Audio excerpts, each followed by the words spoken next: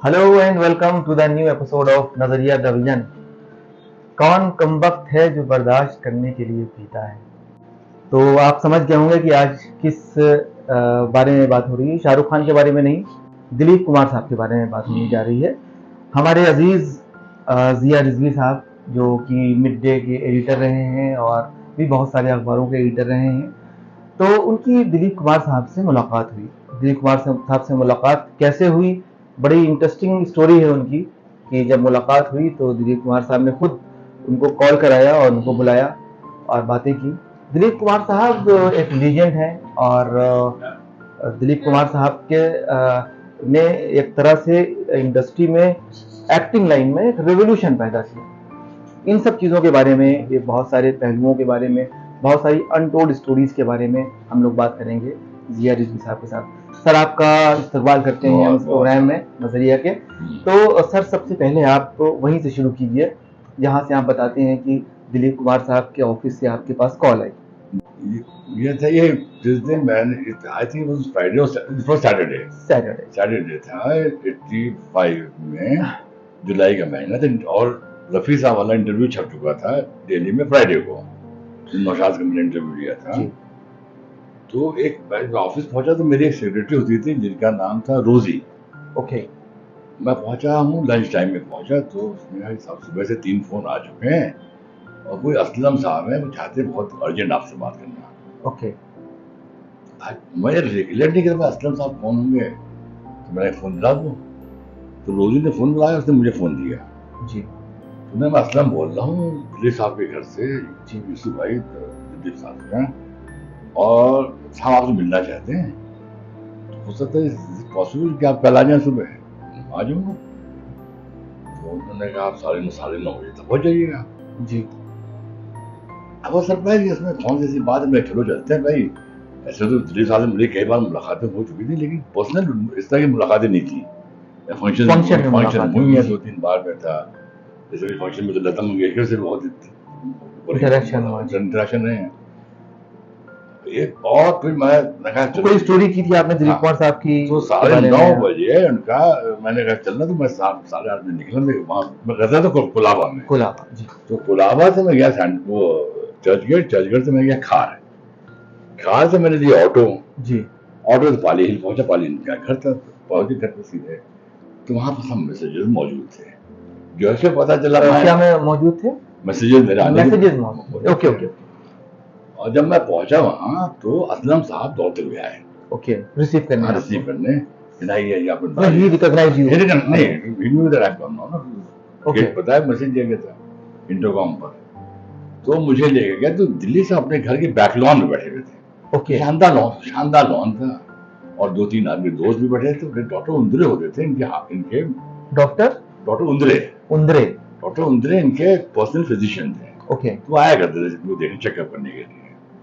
तो advance as तो हो ही थे, उनकी क्रॉस कर चुके थे। तो हम लोग देखा नहीं चाहिए बड़ी। तो he made me very comfortable by putting a chair next to him. मेरी चेयर लगाई थी, बगल में बैठा दिया, क्या बैठे बात करता हूँ। ओके। मैं सोच रहा हूँ कि मैंने बुलाया क्यों मुझे। मेरे दिमाग में घुसा है कौन सा मैंने किया है, बुला रहे हैं मुझे। पॉजिटिव सोच ही रही होगा, कुछ अच्छा सोच रहा है। पॉजिटिव सोच रहा, मैं सोच रहा था हुआ क्या है। मुझे मोहम्मद रफी इंटरव्यू भी बुलाया उन्होंने। इसके बाद वो सब चले गए। आपसे बात करता हूँ। अच्छा, इसका पस मंजर क्या है कि आपने रफी साहब की स्टोरी की थी कि दिलीप साहब की? रफी साहब की स्टोरी की थी। Okay okay. उनका जिक्र था। एक वो था कि कोहिनूर का गाना था, जी जी, मधुबन में राधिका नाचे रहे। नायाब एक्टर दिलीप कुमार के एक्सप्रेशंस, उनके सितार में प्रोफिशिएंसी, ऐसा लगता है कि ये क्लासिकल सॉन्ग था। वो राग हमीर पे बना था गाना। ओके। नौशाद साहब क्लासिकल म्यूजिक था उसमें, और मोहम्मद रफी ने क्लासिकल टोन के पीक पर चले गए उस गाने पर। ओके। उसमें एक जुगलबंदी के लिए सितार का वर्जन था, एक सितार का पूरा सितार लेके वो जुगलबंदी थी दिलीप साहब में, और कुमकुम में ओके डांसर रक्कासा थी उसके अंदर। और वो रक्कासे में, तो वो रक्कासा सितार में था पूरा। नौशाद ने बहुत शानदार नुस्खे बनाए थे, कंपोजिशन बनाई थी। रफी दिलीप साहब आ गए जी कि मैं सितार सीखूंगा। मैं ऐसे कानून और इंसाफ के खिलाफ बगावत करना अपना फर्ज समझता हूँ। जालिम ब्रूटस के खिलाफ मैं सारे रोम को खड़ा कर दूंगा। मैं उसके मनहूस मुंह पर से अदल इंसाफ का झूठा चेहरा नोच के फेंक दूंगा ताकि दुनिया उसकी असली और भयानक शक्ल देख सके। आज मैं एक बाप की हैसियत से तुम्हें समझा रहा हूं, कल एक पुलिस अफसर की हैसियत से मैं तुम्हारे साथ न कोई रियायत कर सकूंगा न हमदर्दी। अगली बार तुम एक बाप से मिलोगे या पुलिस अफसर से, इसका फैसला तुम्हें खुद करना होगा। मेथड एक्टर आप देखिए, लोग कहते हैं मार्लन ब्रांडो को 52 में वर्ल्ड रिकॉग्नाइज किया था, मार्लन ब्रांडो का as a method actor. Delhi साहब ने फर्स्ट डे से लॉन्च किया था हमने को, he brought method acting to final stage ले जाते हैं। मेथड एक्टिंग मतलब आप कैरेक्टर को डिफर ले लेते हैं अपने। ओके, जैसे आप अगर आप देवदास बने हैं तो आप देवदास बन जाएंगे वो दिन। कौन कमबख्त है जो बर्दाश्त करने के लिए पीता है? मैं तो पीता हूँ कि बस सांस ले सकूं। ओके, ही इतना ज्यादा इनकलकेटेड, हमेशा कहते थे आई एम अ शैडो। हर जगह कहा कि शाहरुख इंटरव्यू में भी ये बात कहती है, I am a shadow. He brought method acting into, तो इन्होंने कहा कि हम मेथड एक्टर तो मैं सितार जाऊंगा। नौशाद साहब ने कहा कि भैया ऐसा है कि sitar is very difficult instrument, हम ऐसा करेंगे कि आपका हाथ जब तक वो प्रोफेशनलिस्ट नहीं बजाते वो वही नोट बजाएंगे जो हमारे सितार में बजा है। ओके, और क्लोजअप में आपको दिखा देंगे। क्लोजअप में आपको नहीं दिखाएंगे, आप जब क्लोजअप सब जूम करेंगे क्लोजअप दिखाएंगे तो आप देखेंगे। अब दिलीप साहब ने कहा नहीं, ये तो नहीं हो सकता है जी। तो नौशाद साहब ने कहा कि अब यही कंफ्यूजन हुआ था जिसके लिए बुलाया गया था। ओके, नौशाद साहब ने कहा था, नौशाद साहब के मुंह से निकले 2 महीने उन्होंने सितार सीखा। आप दिलीप साहब बुरा लग गया? दिलीप साहब ने कहा मैं तो 9 महीने सीखा था। आपसे जब बातें आपसे मैं क्लियर करना चाहता था, ये मैंने सितार 9 महीने तक सीखा। तो उन्होंने कहा रिजवी साहब आपने ये गलत दिया, 2 महीना। सो सॉरी सर, हमको तुमने अपने विधान बहुत खूबसूरती से दे दिया। मैंने कहा हमसे हो सकता है नौशाद साहब ने 9 महीने कहा हो, मैंने सुना 2 महीने। ना अपॉलॉजी सर, मुझसे बहुत गलती हुई ना, डेफिनेटली गोइंग रेक्टिफाइड। डिस्क्लेमर आप बिल्कुल करिएगा, आप मुझे बहुत अच्छे इंसान लगते हैं, सुनिए। अच्छा, आज मुझे बड़ी पॉजिटिव वाइब आ रही है। फिर बात करने लगे, अपना बात करते गए तो उन्होंने कहा देखिए फिर कोहिनूर बताने लगे किस्सा पूरा। कोहिनूर का? हाँ सुनिए, अब किस्सा सुनिए बड़ा इंटरेस्टिंग, जो कि किसी को नहीं मालूम। जी जी जी। कोई और नहीं, खुद गा रहे हैं और खुद सितार बजा रहे हैं। बहुत ही खूबसूरत अंदाज, क्या खूबसूरत एक्सप्रेशन है उनके। जब गाना कंपोजिशन हुआ तो मुझको ये लग गया कि राग हमीर में गाना है ये, तो मैं क्यों ना मोहम्मद रफी बुला के उनका एक्सप्रेशन रीड करूं। क्या बात है। जब उन्होंने गाना गाया था तो उनका एक्सप्रेशन बहुत ताल, वो गाना बहुत ही ज्यादा क्लासिकल सॉन्ग था, क्लासिकल था और हाई पिच का भी था, और ये पीरियड बड़ा इंटरेस्टिंग था। दिलीप साहब ट्रेजेडी से हट के आ रहे थे नॉर्मल रोड पे, बिकॉज ट्रेजेडी में बहुत ज्यादा ही डिप्रेशन में चले गए थे, तो लाइट रोड कर रहे थे। लाइट रोड पिक्चर थी ये, बिल्कुल ही वियर्ड स्टोरी थी, बिल्कुल वैसी स्टोरी बनी थी। पिक्चर मजेदार, सुपर डुपर हिट हो गई थी, एडवेंचर फिल्म थी। एक्सप्रेशन है उनके, नियर टू परफेक्ट नहीं बल्कि परफेक्ट, हर तरह से परफेक्ट है। रामश्याम नहीं, तो 59 में 60 में ओके। रामश्याम तो 67 68 की थी। तो दिलीप साहब ने सोचा कि हम रोल भी कर रहे हैं, तो वो चेंज भी आ रहा था, तो he wanted to go into that group. क्या था इनका कि हम बिल्कुल उसको गाएंगे रफी जैसे रफी गाते हैं। तो आप यकीन कीजिए, रफी को अपने घर पे बुलाया। देखो वो तो पंजाबी है, ओके, दोनों पंजाबी भी थे, खास में दोनों पंजाब में रहने वाले थे, पंजाबी बात भी करते। दिलीप साहब मोहम्मद रफी आते तो पंजाबी बात करते थे। इसके बारे में भी हम लोग अभी बात करेंगे जी। तो इन्होंने बुलाया, पूरा साजिंदे के साथ गाना बजा दिलीप साहब ने। दिलीप साहब ने रफी के एक्सप्रेशन को नोट किया।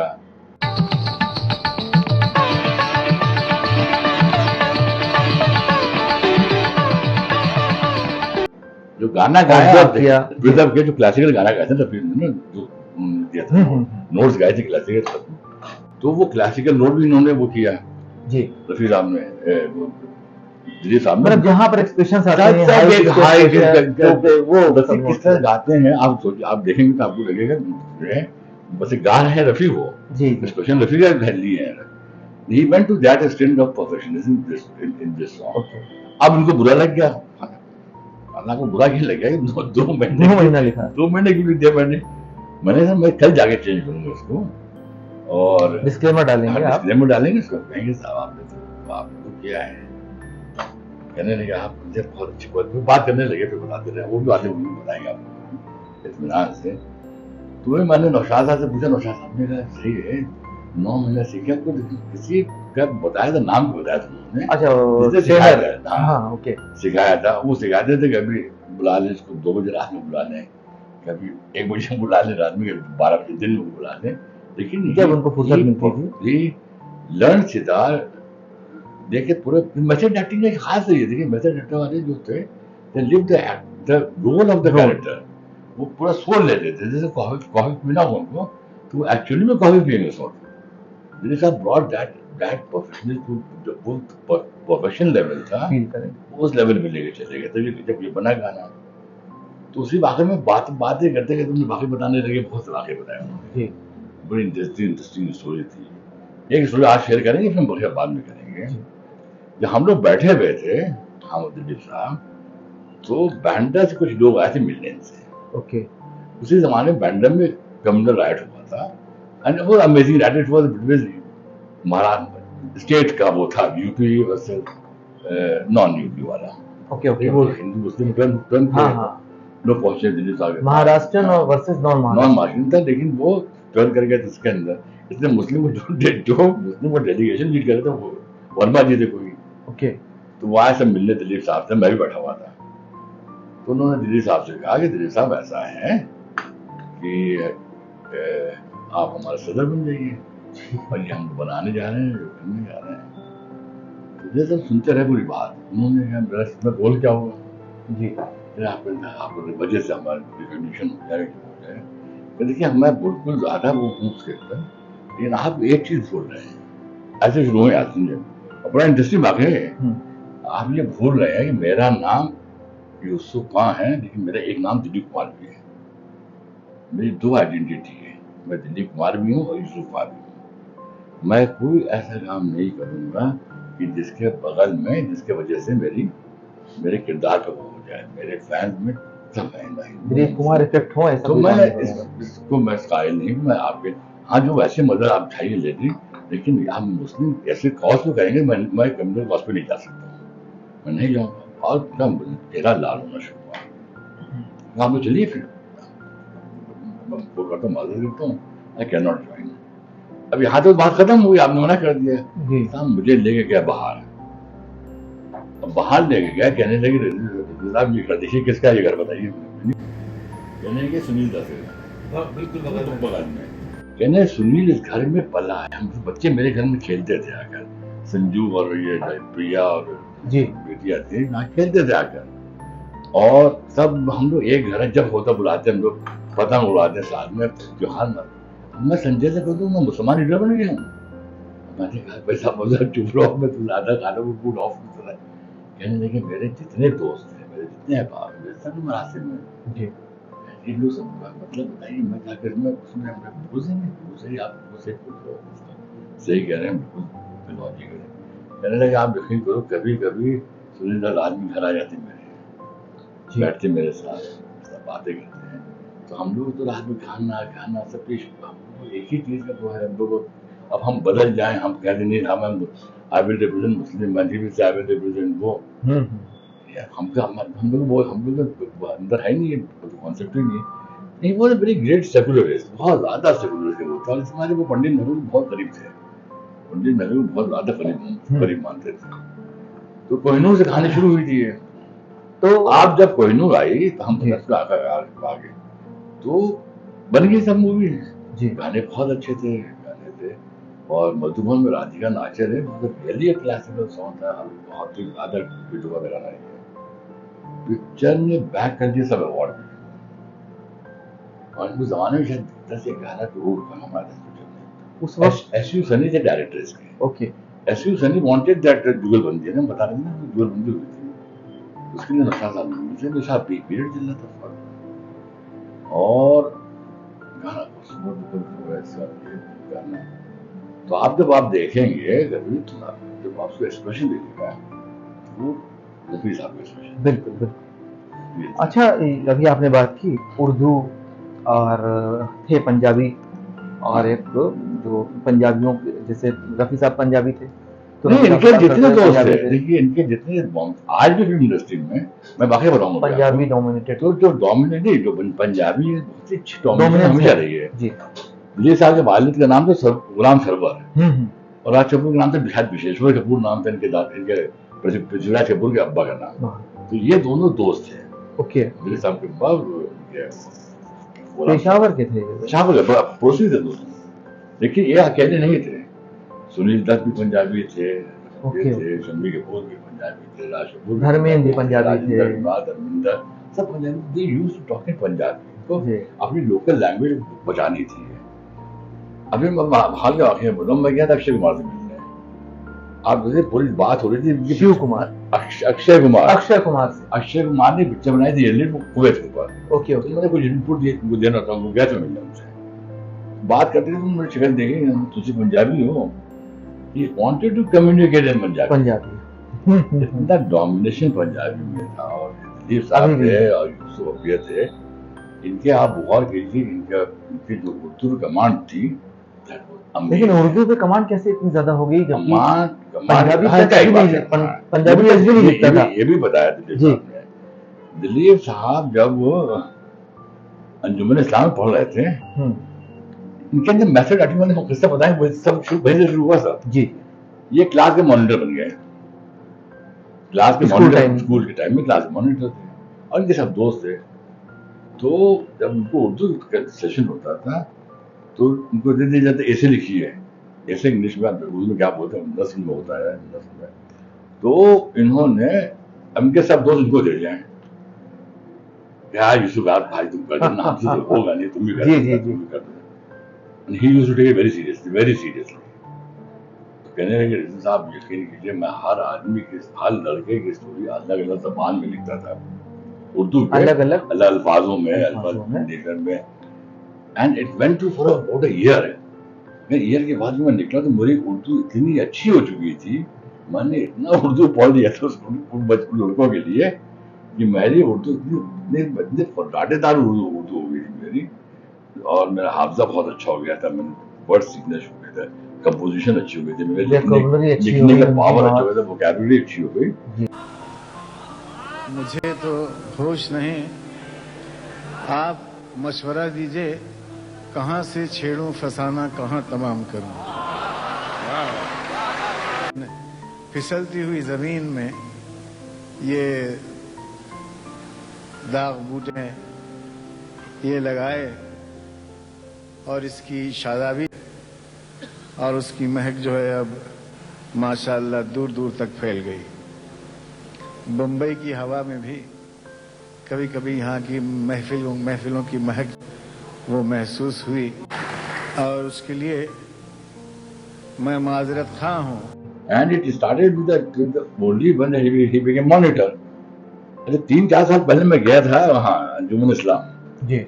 अंजुमन इस्लाम में मुझे शेख साहब मिले, जो दिलीप साहब से 3 साल सीनियर थे, वो ज़ईफ थे वो, लेकिन वो अभी भी वो थे मतलब एक्टिव थे, नहीं एक्टिव थे, वो आप मैनेजमेंट में भी रोल कर रहे थे। तो 3 साल वो अपना किस्सा, ये भी किस्सा बता रहे थे कि आप वो उर्दू में की जो महारत थी वो बहुत मतलब it was he was used to be called for every function। पसमंजर यही है उसका अंजुमन इस्लाम, बट वो था पसमंजर के लिए क्लास में मॉनिटर बने, मॉनिटर से इन्होंने वो सीखी और बदल दिया पूरी अपनी लाइफ के किरदार।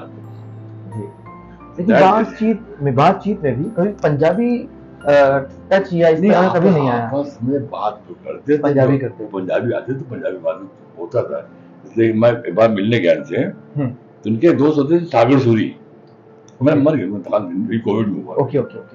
सागर सूरी से जो बात करते थे, बस आप यकीन कीजिए फोन में बात हो रही थी पूरी पंजाबी में, एब्सोल्यूट पंजाबी, चेस्ट पंजाबी में इनके वो था, डिक्शन जो था पूरा जी। तो that too language Mohammed Rafi साहब का भी सारी ये था। इन्होंने कमांड किया, उर्दू पर लेके आए अपने जबान पर और एक्शन को बदला सबको।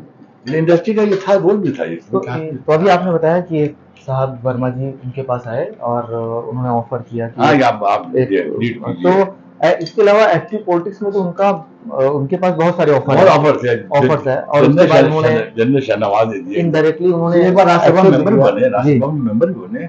बट आप देखिए जो दिल्ली साहब को जो कॉमन रोल है कभी पार्लियामेंट में नहीं रहा ना, अंडरस्टैंड द लैंग्वेज, वो बाहर से, उसके बाहर से। तो आपसे रेगुलर मुलाकातें बहुत बॉम्बे में तो काफी रहती थी, काफी दिन रही, काफी तो आपने बताया कि सेकुलर आइडियोलॉजी क्या थी उनकी?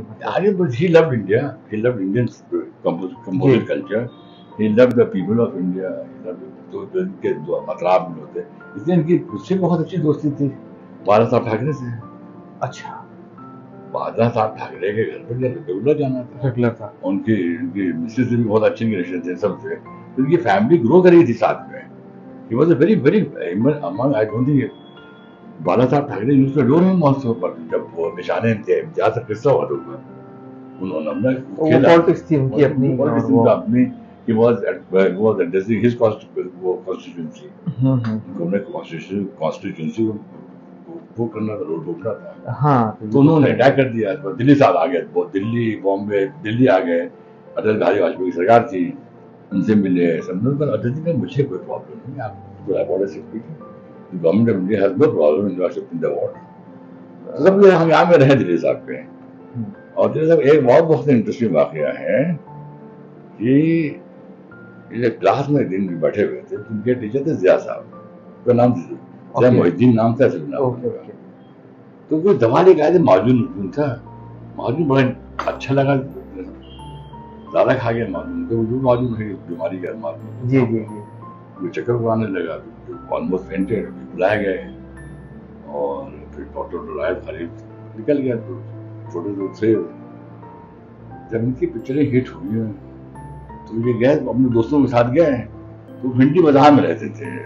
अच्छा, तो भी मिलने गए सब टीचर से, बता देंगे। देखिए उस्तादों के जमाने का रोल क्या था कि मैं अपने साथ गया वहां पास, दोस्तों के साथ पहुंचा जैसा घर, ऊपर में ज़ईफ हो चुके थे, बिनाई भी कम थी उनकी आग की।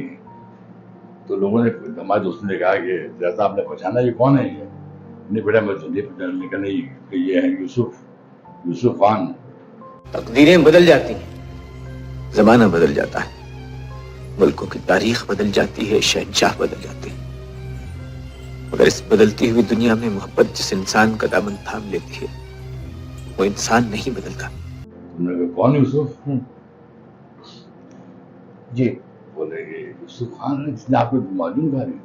अच्छा अच्छा अच्छा अच्छा, तो तुम क्या करते हो यूसुफ, समझा तुम क्या करते हो? कहना तुमको दूसरा नहीं था, बहुत बड़ा आदमी बन गया है। रुपया क्या है फिर?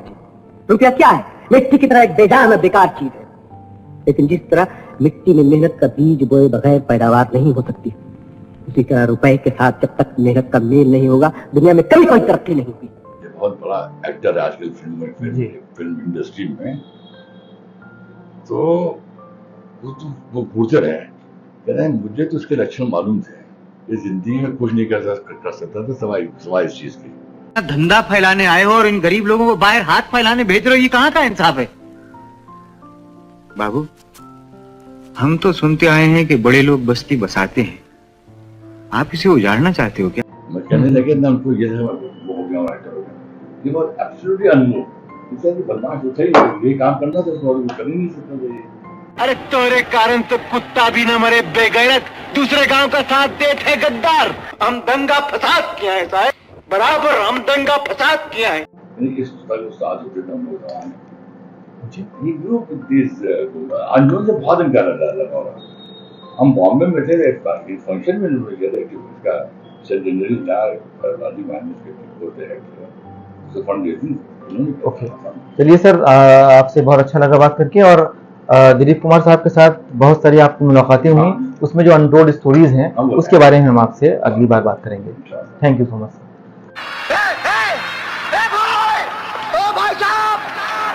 गाड़ियों का भाई, गाड़ियों का